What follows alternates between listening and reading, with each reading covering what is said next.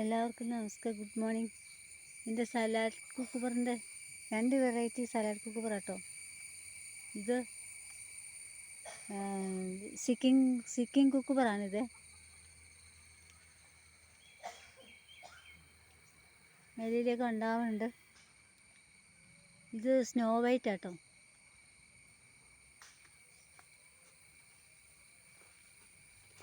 Snow white കുക്കുബറും ഉണ്ട്, രണ്ടും കൂടെ മിക്സ് ആക്കിയാണ് ഇട്ടേക്കണം.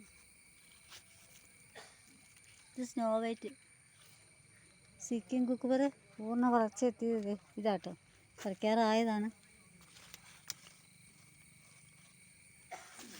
ഓറഞ്ച് കളറാണ്,